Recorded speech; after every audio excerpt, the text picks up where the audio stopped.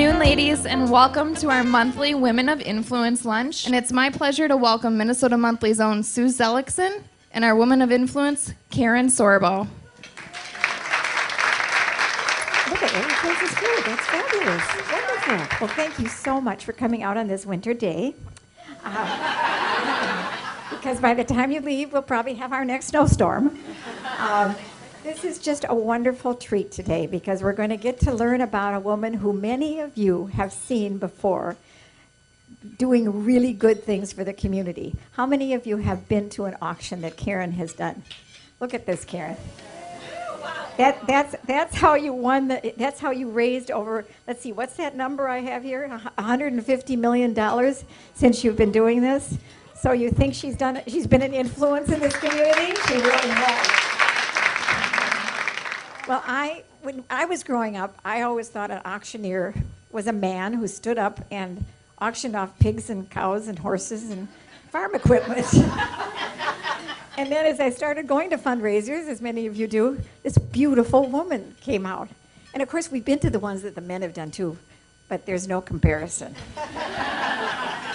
But I think that it's really going to be fascinating to see a woman in a man's job doing as fabulous as she has. And I think if we compared the amounts of money with your cohorts in the business, I think you do a much better job. Let's start on the journey of Karen Sorbo. Anything I ever did was not normal because I felt that normal was a setting on a dryer. And I didn't want to be normal, so anything I ever tackled in life just was not normal. But yes, I did. I truly believe that I was led into this career because of, since a little girl, I always wanted to make a difference. No matter what that I had to tackle, I wanted to make a difference.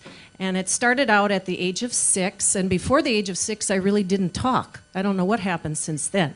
Oh. I remember that we were selling pumpkins by the side of the road during Halloween, and I would take the proceeds of those pumpkins and I would purchase National Geographic subscriptions.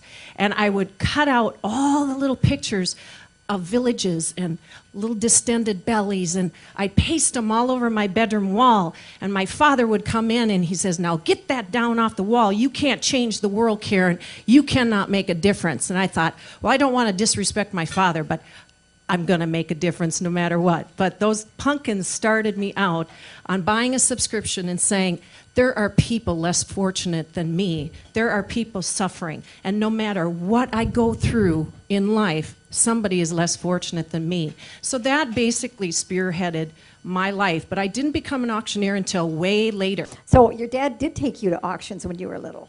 I remember at the age of about 6, 7, 8, my father bringing me to the first auction, and all I saw was this guy in a cowboy hat, and he had a belt buckle you could serve turkey dinner. I mean, serious, it was so big, it's like, wow. But I was just fascinated with that. But that didn't come out until a long, long time later in life that I just thought, hey, you know what? Maybe I could do that. I don't want to talk about the bad in my life. There was hardship, there was trials, there was not so good times. But what I really want to talk about today is because of those times, because of those trials, because of the suffering, is because of the person I am today. Each one of us in this room could write a book. It's not about that book. It's about what we've done with the chapters in our life that really truly is where I am today. That I can get up in front and raise money for charitable organizations because I empathize with people. Whenever I get up in front of an audience, I really am thankful and grateful that I can really use the hardships in my life to better other people. But growing up as a young girl, my father was very critical, and he was very, very demeaning. He told me how ugly and fat I was, and how I would never make a difference. And all I was good for is hard work. That's all I was ever good for. My father says, work, work, work, and maybe you'll make something of yourself someday. But no, I thank him because he was very organized. He taught me organization. He taught me the skills of dedication and just determination. But it was just all in the wrong areas. But I don't focus on that. I don't ever, ever, ever focus on the bad areas. I just take everything bad that ever happened and make it into good. And that's truly where I feel that I am successful today, if you want to say that. I sit here today, and I don't think of it as success. I just think of it as using the talents that I was given to help others in need. And you do that not just as an auctioneer, but you're an entrepreneur, and you also do sessions where you help people, motivate people, and do things. Can we get to college now? No. Not yet? Not yet. That'll Okay. come really quick. Okay. Before then, when all I did was ever work, and then when I reached the age of independence, I was stricken with a rare kidney disease that left me paralyzed, and I was in a wheelchair. And once again, I thought, okay, I'm in a wheelchair. What am I going to do about it? So when I was at the University of Minnesota being studied, nobody knew what I had. You know, why was I paralyzed? Why was I turning purple? Why was every joint in my body purple? All the kids on my floor called me the purple people eater because every joint was purple. And I thought to myself, well, I'm not going to be sitting there and have self-pity.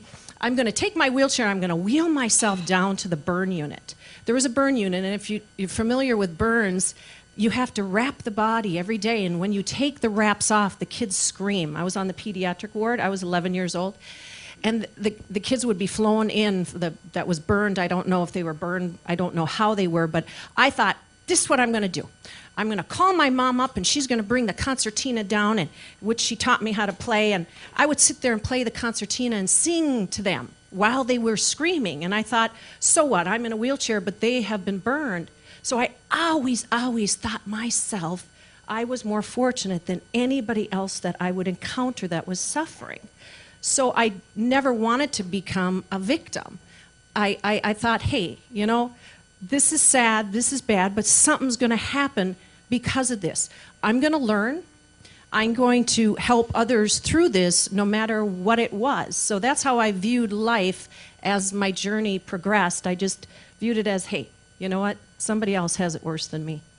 That's from 11. And then 16, instead of smoking and drinking and fooling around, I just decided I was going to make another difference. So at 16, when I was attending church downtown Minneapolis, there was a church down there, I would notice these young prostitutes, very young. They were blonde hair, blue eyes. This is in the 70s now, about 73, 4, 5. And they would come down from the Iron Range, and they'd get off on the Greyhound bus, and the first thing they had to do is turn a trick. And so I wanted to kind of save them. So here I went again. I would talk to the girls, and one I saw was 14, and she was desolate, and I don't want to go into why she was hurting so bad and what I saw. I don't want to introduce that. I could go on, but what I thought is I'm going to take her home, and I'm going to clean her up, and I'm going to send her back to where she came from. So once again, bringing her home at the age of, she was 14, I was 16. Once again, my father said, now, Karen, what are you doing? You know, what are you doing? I said, well, I'm trying to make a difference. He says, once again, this is just one young girl. What are you trying to do? I said, but we can make a difference with just one person. He says, no, you can't.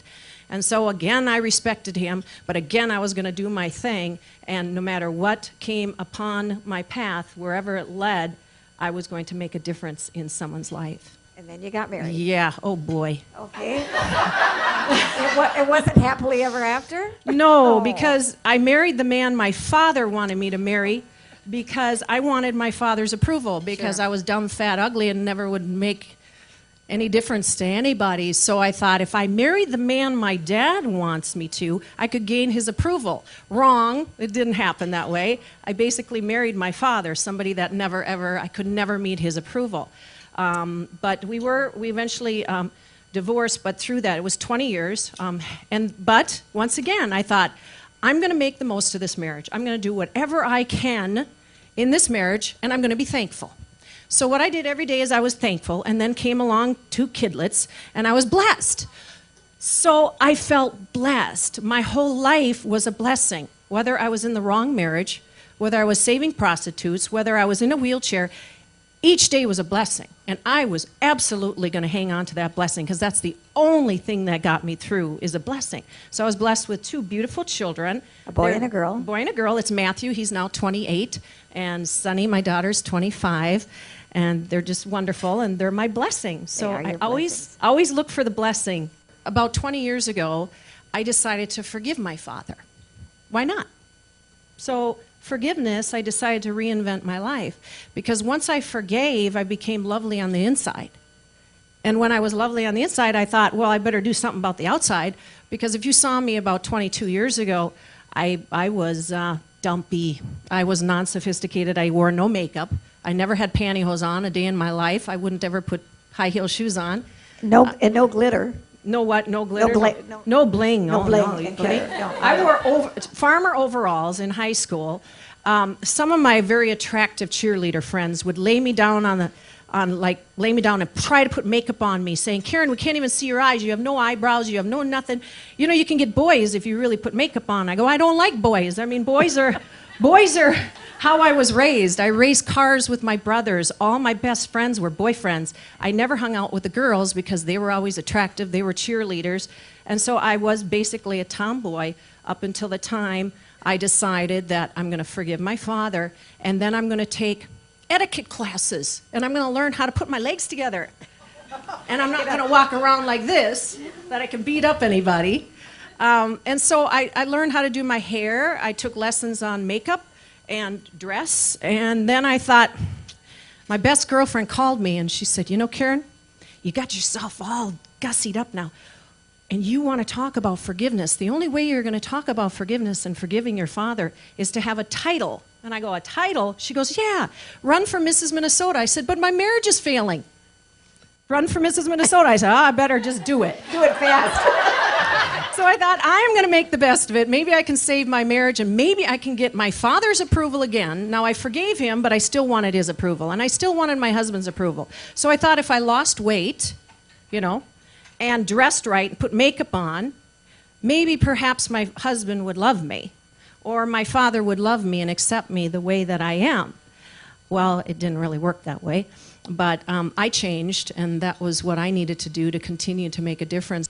I thought to myself, I've forgiven my father, and maybe perhaps because he was still crabby and he was critical and he kept telling me, no matter what you do, you'll never be a success. I thought, well, why don't I'm going to involve my father in my life. So he was retired, and I said, hey, Dad, let's go to auction school. And he's like, what? So my brother, my father, and I went to auction school down in Kansas City, Missouri, and we took the class. We became certified licensed, and then I came back thinking, okay, maybe now my dad will approve of me, but oh no, he goes, you'll never become an auctioneer.